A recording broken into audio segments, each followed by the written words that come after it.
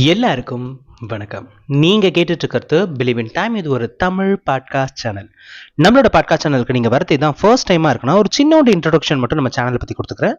இது எது மாதிரியான சேனல் அப்படின்னு பாத்தீங்கன்னா, உங்களோட பர்சனல் லைஃபை டெவலப் பண்ணக்கூடிய குட்டி குட்டி தகவல்கள், நிறைய கருத்துக்கள், நிறைய கதைகள் நம்மளோட பாட்காஸ்ட் சேனல் வந்து உங்களுக்கு கிடைச்சிக்கிட்டே இருக்கும். அந்த வகையில இன்னைக்கு நம்ம எதை பத்தி பேச போறோம் அப்படின்னு சொல்லிட்டு பாத்தீங்கன்னா, என் லைஃப்ல அடுத்து நான் என்ன பண்ணணும் அப்படின்ற ஐடியாலாம் எனக்கு இருக்கு. ஆனா அதை பண்ணலாம்னு நினைக்கிறப்ப ஏதோ ஒரு ரீசனுக்காக அதை தள்ளி போட்டுக்கிட்டே இருக்கிறேன். இந்த தள்ளி போட்டுட்டு இருக்கிற பிரச்சனை தான் என்னோட லைஃப்ல எனக்கு பெரிய எதிரியா இருக்கு. இந்த தள்ளி போடுற பிரச்சனையை என்ன பண்ணா சால்வ் பண்ணலாம், ஏதாவது வழி இருக்கா, அதை ரெகுலரா பண்ணா நான் பண்ணணும்னு நினைச்ச விஷயத்த என்னால பண்ண முடியுமா, இது மாதிரியான கேள்வி உங்களோட மண்டைக்குள்ள ஓடிட்டு இருந்துச்சுன்னா இந்த பதிவு கண்டிப்பா அதுக்கு ஹெல்ப்ஃபுல்லா இருக்கும். வழக்கம் போல ஒரு கதை. ஒரு ஊர்ல வந்து ஒரு இளைஞன் இருக்கிறான். அந்த இளைஞன் வந்து காலேஜ் பாஸ் அவுட் ஆயிடுறான். ஸோ அடுத்து என்ன பண்ணலாம் அப்படின்னு ஒரு டிசிஷன் எடுக்க வேண்டிய நிலைக்கு அவன் வர்றப்ப, அவனை சுத்தி இருக்கிற எல்லா ஃப்ரெண்ட்ஸும் என்ன பண்றாங்கன்னா, ஒரு ஒரு ஜாபுக்கு வந்து பிளேஸ் ஆகணும் அப்படின்ற ஐடியா தான் இருக்கிறாங்க. பட் இவனுக்கு அந்த ஐடியா கிடையாது. இவனுக்கு ஒரு சொந்தமா ஒரு ஸ்டார்ட் அப் ஸ்டார்ட் பண்ணணும் அப்படின்ற ஆசை இருக்கு. ஸோ அதனால அவன் என்ன பண்ணிடுறான், அவனோட எல்லா ஃப்ரெண்ட்ஸ் கிட்டயும் சொல்லிடுறான், இல்ல இல்ல நான் வந்து ஜாப்க்குலாம் வரல, நான் கொஞ்சம் டைம் எடுத்து நான் இதுக்காக ரிசர்ச் பண்ணி ஸோ எல்லாமே பிளான் பண்ணியிருக்கேன் ஆல்ரெடி. ஸோ அதை நான் எக்ஸிக்யூட் பண்ணாலே நான் வந்து ஒரு ஸ்டார்ட் அப் ஸ்டார்ட் பண்ணிடலாம். ஸோ அதனால நான் ஸ்டார்ட் அப் தான் ஸ்டார்ட் பண்ண போறேன் அப்படின்ற மாதிரி ரொம்ப தீர்க்கமான முடிவுல இருக்கிறான்.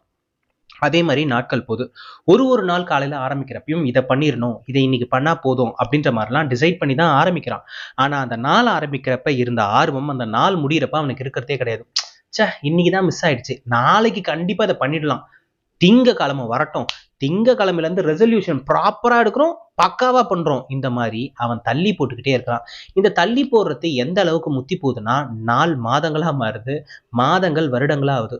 ஒரு வருஷம் கம்ப்ளீட்டா நாசமா போனதுக்கு அப்புறம் ஒரு நாள் திடீர்னு சொல்லிட்டு அவங்களோட காலேஜ் குரூப்ல ஒரு மெசேஜ் வருது. யார் யாரு இப்ப என்னென்ன பண்ணிட்டு இருக்காங்க அப்படின்ற விஷயத்த பத்தி டிஸ்கஸ் பண்ணிட்டு இருக்காங்க. ஸோ எல்லாரும் என்னென்னமோ பண்ணிட்டு இருக்காங்க அப்படின்ற விஷயத்த அவன் படிக்கிறப்பதான் அவனுக்கு செல்ஃபா ரியலைஸ் ஆகுது, ஒரு வருஷம் உருப்படாம போயிடுச்சு. நம்ம எதுவுமே பண்ணாம இதை பண்ண போறோம் அதை பண்ண போறோம்னு சொல்லிட்டு யோசிச்சுக்கிட்டே இருந்தோமே தவிர ஸ்டெப் எடுத்து வைக்கவே இல்லை அப்படின்றது அவனுக்கு ரியலைஸ் ஆகுது. இதுக்கப்புறம் இதை தப்ப பண்ணக்கூடாது, எப்படியாவது இதுல இருந்து வெளியே வந்துடணும் அப்படின்ற மாதிரி அவனுக்கு அவனே ஒரு முடிவு எடுத்துக்கிட்டு கண்டிப்பா இதுல இருந்து எப்படியாவது வெளியே வந்துடணும் அப்படின்ற மாதிரி ரெசல்யூஷன் அவனுக்கு அவனே எடுத்துக்கிறான். அதுக்கேற்ற மாதிரி அன்னைக்கு நாள் என்ன நடக்குது அப்படின்னு சொல்லிட்டு பாத்தீங்கன்னா, ரெகுலரா அவங்க தாத்தாவுக்கு சாப்பாடு எடுத்து கொண்டு போய் கொடுக்குற பர்சன் வந்து அன்னைக்கு வரல. ஸோ அதனால என்ன பண்ணிடுறாங்க, இந்த பையன் கிட்ட கொடுத்து தாத்தா கிட்ட எடுத்துட்டு போய் இந்த சாப்பாடை கொடுத்துட்டு வந்துடுறியா அப்படின்ற மாதிரி வீட்டுல இருக்கிறவங்க எல்லாம் சொல்றாங்க. சும்மா தானே இருக்கும், தாத்தாக்கு எடுத்துட்டு போய் கொடுத்தா என்ன தப்பு அப்படின்ற மாதிரி இவனும் சாப்பாடு எடுத்துட்டு அவங்க தாத்தாவை வேலை பார்க்குற இடத்துக்கு போறான். அவங்க தாத்தா எங்க வேலை பார்க்குறாரு அப்படின்னு சொல்லிட்டு பாத்தீங்கன்னா, ரயில்வே ஸ்டேஷன்ல தான் ஒர்க் பண்றாரு. ரயில்வே ஸ்டேஷன்ல ஏதோ ஒரு மதிப்பிற்குரிய ஒரு வேலையை வந்து பார்த்துட்டு இருக்காரு. ஸோ அந்த இடத்துல தாத்தாவை பார்த்து கொடுக்கலான்னு பார்த்தா தாத்தாவோட பிளேஸ்ல தாத்தா இல்ல.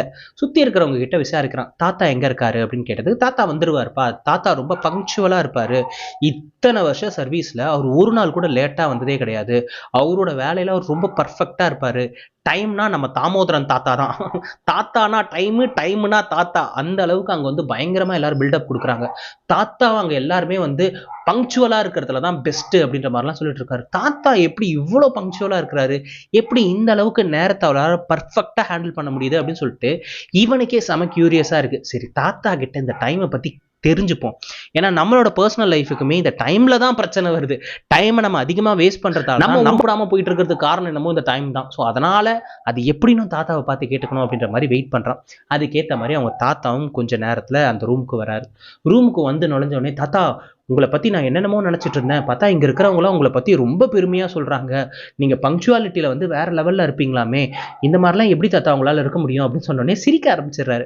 ஏன் தாத்தா சிரிக்கிறீங்க அப்படின்னு கேட்டதுல, இல்லப்பா என்னோட கெரியர் ஆரம்பிச்ச புதுசுல நான் ரொம்ப ரொம்ப சோம்பேறிப்பா, எனக்கு ப்ராப்பரா வாழ்க்கை எப்படி வாழணும்னு கூட தெரியாது, இன்னைக்கு நீ என்கிட்ட கேட்ட பத்தியா, இதே கேள்வியை நான் என் தாத்தா கிட்ட கேட்டேன், என் தாத்தா எனக்கு ஒரு அட்வைஸ் கொடுத்தாரு, அதை ஃபாலோ பண்ண இன்னைக்கு இவ்வளவு தூரத்துக்கு வளர்ந்து வந்திருக்கப்பா அப்படின்றவும் சொல்லவும் இவருக்கு கியூரியஸ் ஆகுது.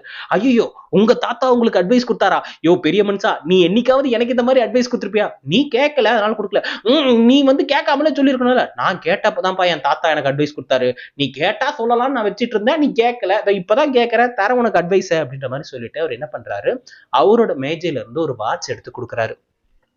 அந்த வாட்சை வாங்கினா அந்த இளைஞனுக்கு ரொம்ப ஷாக்கிங்கா இருக்கு. அந்த வாட்ச் ரொம்ப டிஃப்ரெண்டா இருக்கு. ஏன்னா அந்த வாட்ச்ல பார்த்தோன்னா வெறும் 60 நிமிஷம் ஓடக்கூடிய வாட்ச் தான் அது. அது வந்து 24 மணி நேரத்தையும் காட்டல, ஆனா 60 நிமிஷத்தை மட்டும் காட்டுற மாதிரி இருக்கு. தாத்தா இது என்ன தப்பு தப்பா ஓடின்னு இருக்குது, வெறும் 60 நிமிஷம் தான் காட்டுது. கரெக்டு தான் தம்பி, இந்த வாட்ச் தான் என் தாத்தா எனக்கு கொடுத்தாரு. இந்த வாட்சில் ஒரு ஸ்பெஷலான விஷயம் இருக்கு. நீ 24 மணி நேரத்தையும் ஃபோக்கஸ் பண்ண வேணாம். நீ ஒரு மணி நேரத்தை ஃபோக்கஸ் பண்ண பழகிக்க. இப்போ இந்த வாட்சை நீ கையில் கட்டினதுக்கப்புறம் எந்த வேலை செய்ய போறியோ அப்போ இந்த வாட்சை ஸ்டார்ட் பண்ணி விட்டுரு.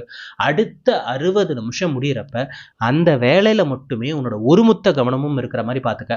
அப்படி நீ பண்றப்ப உன்னோட கவனம் வேற எந்த ஒரு விஷயத்துலையும் செதறாது. 24 மணி நேரம் எனக்கு இருக்குது அப்படின்னு நினைக்கிறப்பதான் இதை தள்ளி போடணுன்ற பழக்கமும் உனக்குள்ள வரும். உன்கிட்ட இருக்கிறதே 1 மணி நேரம். நான் இந்த 1 மணி நேரம் தான் அந்த வேலையே செய்ய போறேன். அப்ப அந்த 1 மணி நேரத்துக்கு எவ்வளவு உண்மையா இருக்கணும் அப்படின்றத உன் மனசு ரொம்ப புரிஞ்சுக்கும். அதனால அந்த 1 மணி நேரத்துல வேற எந்த ஒரு விஷயத்திலையும் உன்னோட நாட்டம் போகாம நீ செய்யற வேலையில மட்டுமே உன்னோட நாட்டம் இருக்கும். அதனாலதான் இந்த வாட்சை என் தாத்தா வியர் பண்ணிட்டு இருந்தாரு. அவரு எனக்கு கொடுத்தாரு. நான் அதை வியர் பண்ணதுக்கு அப்புறம் அடுத்து நான் என்னென்னலாம் படிக்கணுமோ வியர் பண்ணிப்பேன். ஸோ என்னோட ஸ்டடீஸ்லையும் இது பயங்கரமாக எனக்கு ஹெல்ப் பண்ணுச்சு.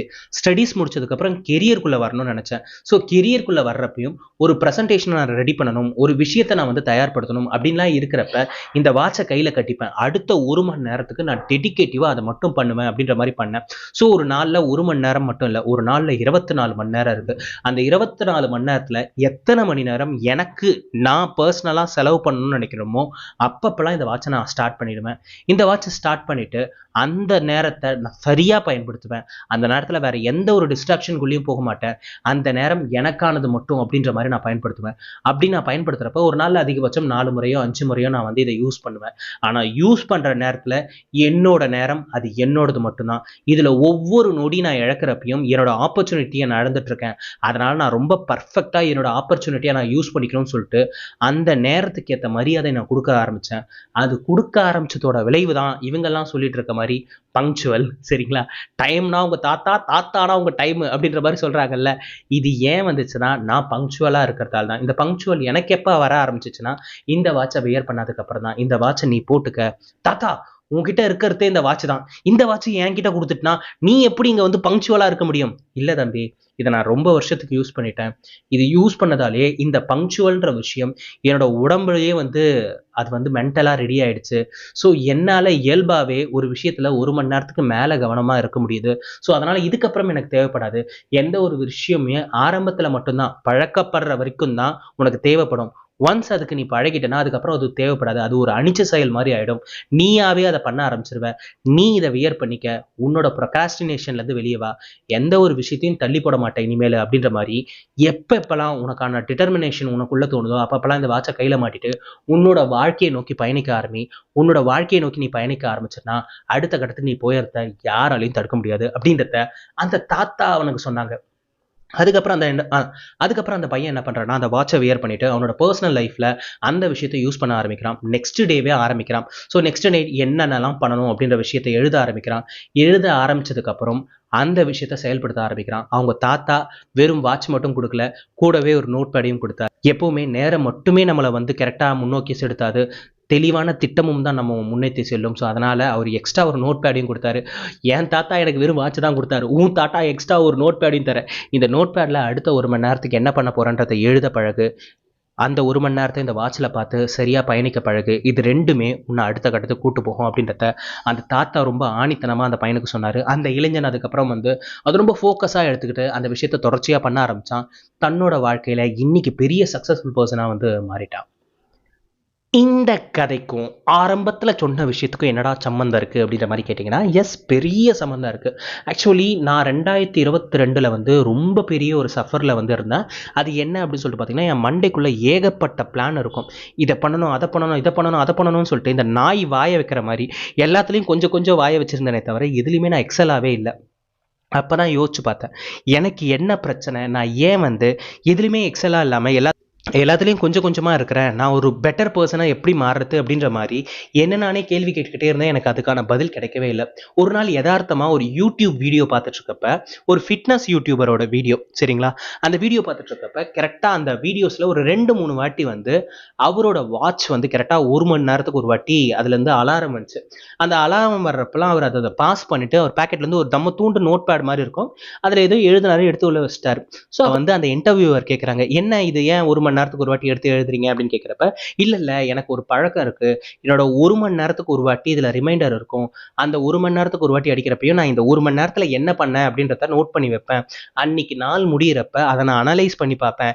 என்னோட சக்சஸ் பாத்துக்கு போற மாதிரி இந்த 1 மணி நேரத்தை நான் பிரயோகப்படுத்தியிருக்கனா இல்லையான்றத நான் end of the day check பண்றப்ப தெரிஞ்சிடும். ஏதாவது ஒரு விஷயம் என்னோட பிளானுக்கு அலைன் இல்லாம வேற ஏதோ ஒரு விஷயம் பண்ணிட்டு இருக்கேன்னா, நான் தப்பான ட்ராக்ல பயணிக்கிறேன் அப்படின்றத என்ன நானே செல்ஃபா அனலைஸ் பண்ணிக்க முடியும். அப்படின்றப்பதான் எனக்கு செருப்பால் அடிச்ச மாதிரி இருந்துச்சு. எஸ், என்னோட லைஃப்ல நான் என்ன தப்பு பண்ணிட்டு இருந்தேன்னா, என் முன்னாடி இருக்கிற எல்லா பாத்துலயும் நான் பாட்டுல கண்ணை மூடிட்டு ஓட ஆரம்பிச்சிட்டேன். ஸோ நான் சரியா தான் போயிட்டு இருக்கேனா, நான் டைமை ப்ராப்பரா தான் யூஸ் பண்ணிட்டு இருக்கேனா, அந்த 24 மணி நேரத்துல எனக்கான நேரத்தை நான் கரெக்டா அலைன் பண்ணிருக்கேனான்ற விஷயம் எனக்கு தெரியாம இருந்துச்சு. ஸோ ஃபர்ஸ்ட் டைம் அந்த யூடியூபர் அந்த விஷயத்த சொல்றப்பதான் எனக்கு ஸ்ட்ரைக் ஆச்சு. எஸ், அந்த ஃபிட்னஸ் யூடியூபர் சொன்ன விஷயம் உண்மைதான். நம்மளும் நம்மளோட 1 மணி நேரத்தை சரியா பயன்படுத்திக்கிட்டே வந்தோம்னா, எண்ட் ஆஃப் த டே நம்ம உட்காந்து என்ன பண்ணோன்றத அந்த நோட் பேட்ல பாக்குறப்ப என்னென்னத்தையோ பண்ணியிருப்போம். டேய், இதுக்கும் நம்ம வாழ்க்கைக்கும் சம்மந்தமே இல்லையா, இதெல்லாம் எதுக்கு உட்காந்து பண்ணிட்டு இருந்தோம் அப்படின்ற மாதிரி வியப்பா இருக்கும். ஸோ நான் இதை ஆரம்பிச்ச புதுசுல எனக்கு ரொம்ப வியர்டா தெரிஞ்ச விஷயம் என்னன்னா, நான் அளவுக்கு அதிகமான டைமை டிவி பார்க்கறதுக்கும் படம் பார்க்கறதுக்கும், படத்தை பத்தின அந்த என்ன சொல்றது, அடுத்த வருஷம் ரிலீஸ் ஆக போற படம், அந்த ஹீரோயின் என்ன பண்ணாங்க தெரியுமா, அந்த ஹீரோ என்ன பண்ணாரு தெரியுமா, அவருக்கு நான் தான் ஸ்டண்ட்டு, நான் தான் டூப் பண்ணேன், அப்புறம் சம்பந்தம் இல்லாதெல்லாம் என்னென்னவோ உட்காந்து ஒரு படத்துக்கு முன்னாடி அந்த படத்தை பத்தி 1008 விஷயம் இருக்கும். இதெல்லாம் உட்காந்து நான் பார்த்துட்டு இருந்திருக்கேன். ஆனா நான் எவ்வளவு ஸ்ட்ரிக்டா இருந்தேன்னா, அந்த நோட் பேட்ல அப்பட்டமா என்ன நானே போட்டு கொடுத்துப்பேன். இந்த 1 மணி நேரத்தை நான் என்ன பண்ணேன்னா, இதை தான் பண்ணிட்டு இருந்தேன்ட்டு அப்பட்டமா எழுதிடுவேன். இதுல ஒரு சில பேர்லாம் கண்ணாடியை போட்டு உட்காந்துருவாங்க. அவங்க போயிருந்தாங்க, இந்த பாடி டிமாண்டுக்காக இவங்க அங்க வந்தாங்க, இந்த மாதிரிலாம் சொல்லிட்டு இருப்பாங்க. இது எனக்கு தேவையே படாது. ஆனா அன்னைக்கு நான் ஏன் அதை பார்த்தேன்னு எனக்கு இன்னைக்கு வரைக்கும் பதில் தெரியல. பட் நான் அன்னைக்கு அந்த மாதிரி தேவையில்லாத டைம்லாம் வேஸ்ட் பண்ணிருக்கேன்றதை இப்போ நான் ரியலைஸ் பண்றேன். ஸோ நீங்களுமே உங்களோட பர்சனல் லைஃப்ல 1 மணி நேரத்தை எப்படி சரியா பயன்படுத்தி, 24 மணி நேரமும் நீங்க மானிட்டர் பண்ண வேணாம். அதுல தூங்குற டைம்லாம் இருக்கும், அதெல்லாம் உங்களுக்கு தேவையில்லாது. நீங்க முழிச்சிட்டு இருக்க இப்போ 9 மணிக்கு ஆரம்பிக்கிறீங்களா உங்களோட கெரியரை, 9 மணில இருந்து நைட்டு படுக்கிறதுக்குள்ள இதுக்குள்ள இருக்கிற ஸ்லாட்ல என்னென்ன பண்றீங்கன்றத 1 மணி நேரத்துக்கு ஒன்ஸ் மானிட்டர் பண்ணிட்டே வாங்க. உங்களோட கெரியர் குரோத்துக்கு சம்பந்தம் இல்லாத ஏதோ ஒரு விஷயத்த பண்ணிட்டு இருக்கீங்கன்னா, அதெல்லாம் அப்படியே களை பிடுங்கி தூக்கி விசிறி அடிச்சிருங்க. அப்படி நீங்க பண்ணிட்டே வந்தீங்கன்னா உங்களோட முன்னேற்றத்தை இந்த உலகத்துல யாராலையும் தடுக்க முடியாது. அதுக்கு நான் கேரண்டி. ஐ ஹோப் இன்னைக்கான பதிவு கண்டிப்பா எல்லாருக்கும் பயனுள்ளதா இருக்கும் நான் நினைக்கிறேன், நம்புறேன். இன்னொரு நாள் இன்னொரு நல்ல கதையோடும் கருத்தோடும் கண்டிப்பா நான் உங்களை சந்திக்கிறேன். அதுவரை உங்களிடமிருந்து விடைபெறுவது நான் மட்டும்தான். நன்றி. இந்த பாட்காஸ்ட்டை நீங்கள் இவ்வளோ நேரம் கேட்டுட்டு இருந்தீங்கன்னா உண்மையிலே ரொம்ப ரொம்ப சந்தோஷமாக இருக்குது. ஆக்சுவலி எப்போவுமே வீடியோ முடிஞ்சதுக்கப்புறம் ஏதாவது ஒரு விஷயத்தை எடுத்துகிட்டு என்னோட ஆடியன்ஸ் கிட்ட சொல்லுவேன், ரெகுலர் ஆடியன்ஸ் கிட்ட. ஏன்னா சில பேர்லாம் கதை முடிஞ்ச உடனே கலந்து போயிடுவாங்க, சில பேர் கருத்து முடிஞ்சதுக்கப்புறம் கலந்து போயிடுவாங்க. ஆனால் ரெகுலர் ஆடியன்ஸ் மட்டும் கடைசியாக முடிகிற வரைக்கும், இவன் கடைசி வரைக்கும் எதனா சொல்லிகிட்டே தான் இருப்பான்டா, அவன் சொல்கிறத நான் கேட்பேன்டா அப்படின்ற மாதிரி வெயிட் பண்ணிட்டு இருப்பீங்க. அதே மாதிரி ஒரு சின்ன தகவல் சொல்லணும்னு ஆசைப்பட்றேன். ஆக்சுவலி எங்கள் வீட்டு பக்கத்தில் ஒரு பெரிய குப்பை கூட இருக்கும். அதாவது இந்த இரும்பில் கார்பரேஷனில் வைப்பாங்க பார்த்தீங்களா, அந்த மாதிரி ஒரு இரும்பு குப்பை கூட இருக்கு. ஸோ அதுக்குள்ள ஒரு நாய் இறங்கி குதிச்சு எதையோ எடுக்கிறப்ப தவறுதலா அது காலில் ஒரு பிளேடு அமுங்கி அந்த பிளேடு உள்ள இறங்கிடுச்சு காலுக்குள்ள. ஸோ நிறைய பேர் பண்ற தப்பு என்னன்னா, அவங்களோட பிளேடை அப்படியே குப்பை தொட்டியில போடுறீங்க. ஸோ அந்த மாதிரி பண்ணாதீங்க. இந்த மாதிரி ஏதாவது அனிமல்ஸ் உள்ள எகிரி குதிக்கிறப்ப அதோட கையிலையோ காலிலையோ சிராய்ப்பு ஏற்படும். ஏன் ஹியூமன்ஸே நிறைய பேர் அந்த குப்பையை எடுக்கிறப்ப அவங்களுக்கும் தெரியாம அந்த பிளேடுன்றது கீறிடும்.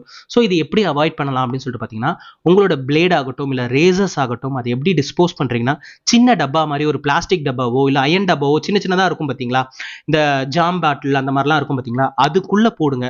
நிறைய பிளேடை நீங்கள் தூக்கி போடுறப்ப நிறைய ஒரு 10-15 வந்ததுக்கப்புறம் மொத்தமாக அதில் சேர்த்து மொத்தமாக போடுங்க. ஸோ அப்படி இருக்கிறப்ப அனிமல்ஸோ சரி இல்லை பொதுமக்களோ சரி, யாரோ ஒருத்தங்க அதுக்குள்ளே கையை விட்டு அந்த குப்பையை எடுக்க முயற்சி பண்ணுறப்ப அந்த பிளேடு யாரையும் காயப்படுத்தாது. இந்த மாதிரி முறையில் உங்களோட பிளேடை டிஸ்போஸ் பண்ணுங்க. டைரக்டாக உங்களோட ரேசரையோ டைரக்டாக அந்த பிளேடையோ அப்படியே குப்பை தொட்டியில் போடாதீங்க. அதனால போதுமான அளவுக்கு சோஷியல் ரெஸ்பான்சிபிலிட்டி எடுத்துப்போம். ஸோ குப்பை தொட்டியில் ரேசர் போடுறவங்களா இல்லை பிளேடு போடுறீங்களோ அது ஒரு சின்ன டப்பால போட்டு போதுமான அளவுக்கு சேர்த்ததுக்கு அப்புறம் போடுங்க. ஸோ ஒரு டப்பாக்குள்ள இருக்கிறத டைரக்டா அழுத்தினா கூட யாருக்கும் எந்த ஒரு சேதமும் வராது. போதுமான அளவுக்கு ஒரு இரும்பு டப்பா மாதிரி சின்னதா இருக்கும், அந்த மாதிரி வாங்கிக்கோங்க. அப்படி இல்லையா பிளாஸ்டிக் டப்பாவே சின்னதா இருக்கும் பிளேட்லாம் போடுற மாதிரி. ஸோ அந்த மாதிரி கண்டெய்னர் வாங்கி யூஸ் பண்ணுங்க. அது யாரையும் எந்த வகையிலும் பாதிக்காது. ஸோ அதனால சொல்றேன். எல்லா மனசுமே ஒரு சின்னோண்டு பாராட்டுக்கு தான் எங்கே கிடக்கு. இதை நான் ஆரம்பத்துலேருந்து இன்னைக்கு வரைக்கும் மாற்றிக்காத ஒரு வசனம். என் மனசும் ஒரு பாராட்டுக்கு தான் எங்கே கிடக்கு. நீங்கள் ஒரு பதிவை பார்த்து கடந்து மட்டும் போயிடாதீங்க. அந்த பதிவு உங்களுக்கு பிடிச்சிருந்துச்சுன்னா ஒரே ஒரு நிமிஷம் எனக்காக நேரம் ஒதுக்கி கமெண்ட் பாக்ஸில் வந்து உங்களுக்கு அந்த வீடியோ பிடிச்சிருக்கா இல்லையா, இல்லை இன்னும் நான் என்ன விஷயத்த வந்து உங்ககிட்ட பேசணும், அந்த மாதிரியான எல்லா விஷயத்தையும் வந்து கமெண்ட்ல வந்து சொல்லுங்க. ஏன் சொல்றேன்னா, ஒரு வீடியோ நான் புதுசாக எடுத்துட்டு வந்து வைக்கிறப்ப அந்த வீடியோ என் ஆடியன்ஸ்க்கு பிடிச்சிருக்கா இல்லையான்னு எனக்கு தெரிய மாட்டிருக்கு. ஏன்னா வந்து கமெண்ட் பாக்ஸில் அதை பிடிச்சவங்க எனக்கு பிடிச்சிருக்குன்னு சொல்றதை விட பிடிக்கல, எனக்கு இது இவன் வளவளான்னு பேசிட்டு இருக்கான், அது இது அப்படின்னு சொல்லிட்டு நெகட்டிவ் கமெண்ட்ஸ் ஜாஸ்தியா இருக்கிறப்ப பார்க்குறப்ப எனக்கு ரொம்ப கஷ்டமா இருக்கு. ஏன்னா பார்க்குற ஆடியன்ஸ் ஜாஸ்தியா இருக்கு, பட் கமெண்ட்ஸ் ரொம்ப கம்மியா இருக்கு. அந்த கமெண்ட்ஸ் கம்மியா இருக்கிறதுலே நெகட்டிவான கமெண்ட்ஸ் கொஞ்சம் ஜாஸ்தியா இருக்கிறப்ப எனக்கே என்ன ஆகும்னா, ஒருவேளை இது ஆடியன்ஸ்க்கு பிடிக்கலையோ அப்படின்னு சொல்லிட்டு அது அப்ரப்டா ஸ்டாப் பண்ற மாதிரி இருக்கு. ஸோ அதனால உங்களுக்கு பிடிச்சிருச்சுன்னா நேரம் ஒதுக்கி உங்களுக்கு நேரம் இருக்கிறப்ப அதில் வந்து கமெண்ட்ல வந்து தெரிவிச்சுட்டு போங்க. அது என்ன அடுத்த கட்டத்தை கூட்டு போகும், இன்னும் நிறைய விஷயத்த வாசிக்க வைக்கும். அது மாதிரியான புது புது தகவல்களை எடுத்துட்டு வந்து உங்க முன்னாடி வைக்கிறதுக்கு பெரிய உந்துதலா அது எனக்கு இருக்கும். ஸோ அதனால உங்களோட கமெண்ட்டை நான் ரொம்ப எதிர்பார்க்குறேன். ஸோ உங்களோட கமெண்ட்டை வந்து போடுங்க. என்னோட ரெகுலர் ஆடியன்ஸ் கிட்ட இருந்து நான் எதிர்பார்க்கறதெல்லாம் சப்ஸ்கிரைபும் கமெண்ட்டும் மட்டும்தான். இந்த 2 விஷயத்தை நீங்க பண்ணிட்டாங்களாலே ஆல்மோஸ்ட் நான் சாட்டிஸ்ஃபைட். நான் ஆல்ரெடி சொன்ன மாதிரி நாளைக்கு இன்னொரு ஒரு கதையோடும் கருத்தோடும் கண்டிப்பா நான் உங்களை வந்து சந்திக்கிறேன். அதுவரை உங்களிடமிருந்து விடைபெறுவது நான் தான், நான் மட்டும்தான். நன்றி.